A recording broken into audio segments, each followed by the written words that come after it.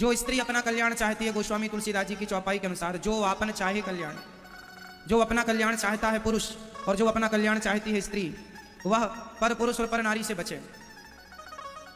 इस संसार में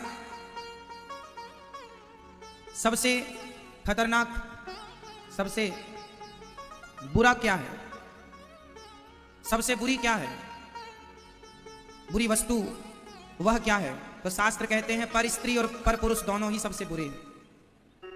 पर स्त्री सबसे बुरी है, पर पुरुष सबसे बुरा है। पर नारी पैनी छुरी, तीन तरफ से खाए, धन हरे यौवन हरे और घोर नरक ले जाए। इसलिए वह व्यक्ति अच्छा है जो पराई स्त्री और पराई पुरुष से बचा है। इसलिए आपको भी इस बात का ध्यान रखना चाहिए कि हम किसी पराई स्त्री के चक्कर में बिल्कुल ना पड़ें, किसी पराई पुरुष के चक्कर में ना उलझें, क्योंकि जीवन भर आदमी नाम इज्जत कमाता है और एक जरा सी गलती में वो नाम इज्जत मिट्टी में मिल जाता है। इसलिए स्वाभिमानी जीवन क्या है? स्वाभिमान से जीना है और स्वाभिमान से मरना है। स्वाभिमानी बनो, मर जाना अच्छा है, पर अपने चरित्र पर, अन्य गलतियां तो देखो माफ है। हमसे कोई गलती हो जाए, कहने में त्रुटि हो जाए, हमने कुछ कहने में त्रुटि कर दी तो वो गलती माफ है, आप माफ कर देंगे, परंतु चरित्र की गलती किसी की माफ नहीं होती। इसलिए आप सबको अपना चरित्र मजबूत रखना चाहिए। मर जाना अच्छा है, पर चरित्रहीन होकर समाज में जिंदा रहना अच्छा नहीं है, ऐसी मेरी मान्यता है। चरित्रवान बनो, सबसे बड़ी संपत्ति है चरित्र। राम चरित्र सुनवे को रसिया, राम लखन सीता मन बसिया। राम के चरित्र की ही पूजा होती है। आजकल छोटे छोटे बच्चों को माँ बाप शायद ना समझा पाए, ना सिखा पाए। आजकल लड़की लड़के स्कूल कॉलेज के बहाने ये माँ बाप से दूर हो जाते हैं, अपना अलग रहते हैं, अलग पढ़ते हैं, और वहाँ इन्हें किसी से प्यार हो जाता है, प्यार होता है और ये दुष्कर्म कर लेते हैं, और अंत में फिर किसी और पुरुष से उसका विवाह हो जाता है। कई बार ऐसा होता है कि लड़की किसी लड़के से प्यार करती है, लड़का किसी लड़की से प्यार करता है, प्यार तो किया और आपने प्यार में अपने रिश्ते भी बना लिए, लेकिन दुर्भाग्य से आपका विवाह ना हो पाया, तो दूसरे के संग आपका विवाह हुआ।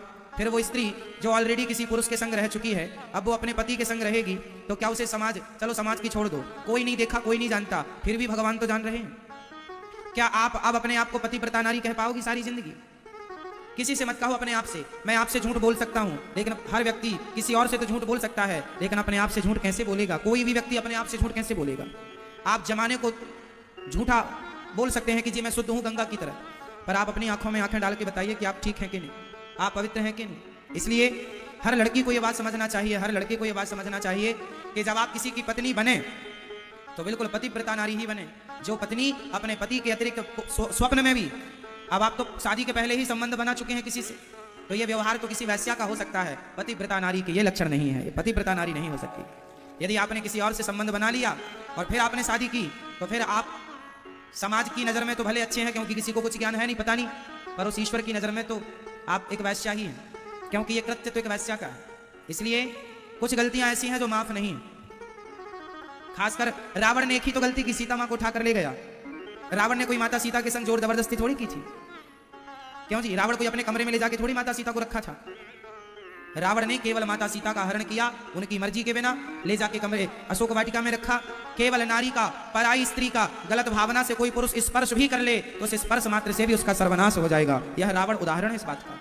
पता नहीं लोग क्यों नहीं समझते, क्यों नहीं आप अपने बच्चों को यह शिक्षा देते कि वह चरित्रवान बने। आप अपने बच्चों को चरित्र की शिक्षा जरूर दीजिएगा। हर लड़की का चरित्र मजबूत हो, हर लड़के का चरित्र। पढ़ाई लिखाई करना बुरा नहीं है, पढ़ो, मन लगा के पढ़ो, पर पढ़ाई के नाम पर आप अपना चरित्र बिगाड़ लें, यह कौन सी समझदारी है? कितनी लड़कियां ऐसी हैं, एक लड़का लड़की मेरे पास आए, बोले महाराज जी हम दोनों प्यार करते हैं, शादी करना चाहते हैं। हमने कहा कर लो। बोले हमारी माँ तैयार नहीं है, लड़के ने बोला। मैंने कहा जब माँ तैयार नहीं है तो मत करो शादी, जहाँ माँ बाप कहें वहाँ कर लेना। नहीं महाराज मैं इस लड़की से बहुत प्यार करता हूँ। तो मैंने कहा फिर माँ बाप तैयार नहीं है तो फिर क्या करोगे? लड़के ने कहा मैं इस लड़की के संग तो शादी करूंगा, माँ बाप भले तैयार ना हो, मैं माँ बाप को छोड़ दूंगा।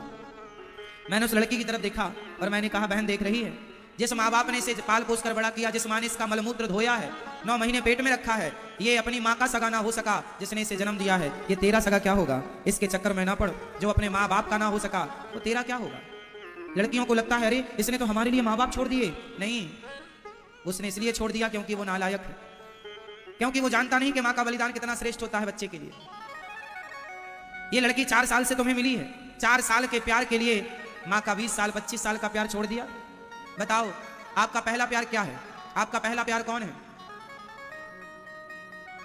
आपका सबसे मेरा सवाल बताइए, आप सबका पहला प्यार कौन था? बोलो, आपने पहली बार किससे प्यार किया था? चाहे लड़की हो चाहे लड़का हो, पहली बार वो अपनी माँ से ही प्यार करता है। क्यों, ये बात सही है? बोलो हाँ।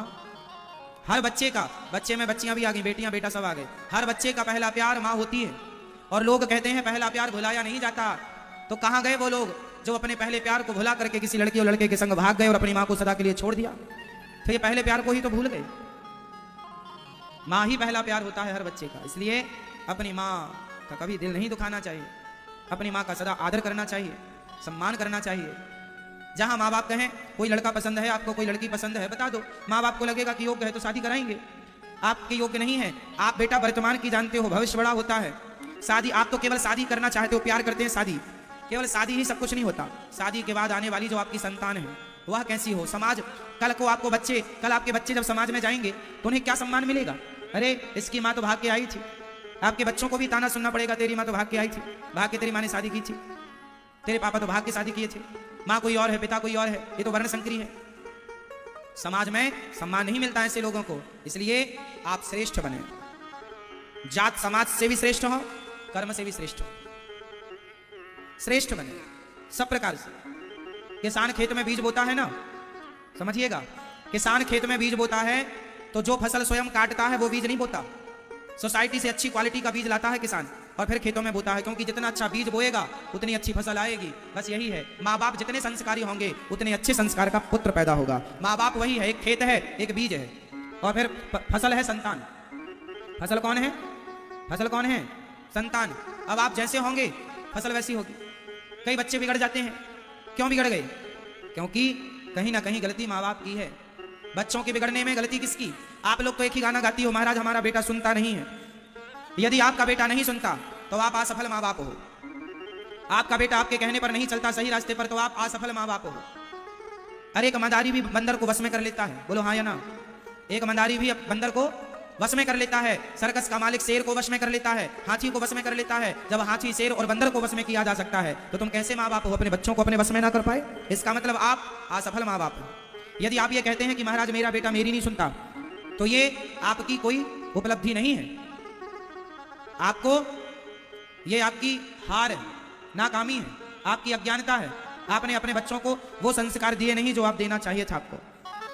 माँ बाप के द्वारा बच्चों को ऐसे संस्कार दिए जाएं कि बच्चे कभी रास्ता भटकने के पहले लाख बार सोचें कि हम ये रास्ते पर चलेंगे तो इसका परिणाम क्या होगा। कोई भी रास्ता पर चलने के पहले उसके परिणामों पर नजर जरूर रखनी चाहिए कि हम ये काम करेंगे तो इसके परिणाम क्या होंगे, हम इस रास्ते पर चलेंगे तो इसके परिणाम समाज पर क्या असर होगा, औरों पर इसका क्या असर होगा।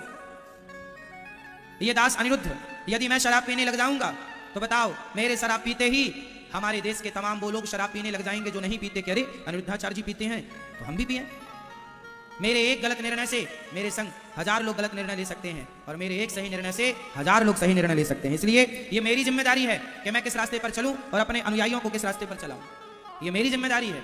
पिता श्रेष्ठ है तो आप श्रेष्ठ हैं, तो आप सही रास्ते पर चलें और अपनी संतान को उसी रास्ते पर चलाएं। राजा श्रेष्ठ होगा और राजा श्रेष्ठ रास्ते पर चलेगा तो प्रजा भी उसी रास्ते पर चलेगी, और राजा गलत गया तो प्रजा भी गलत जाएगी। इसलिए बड़ों का धर्म है कि वो सही रास्ते पर चले।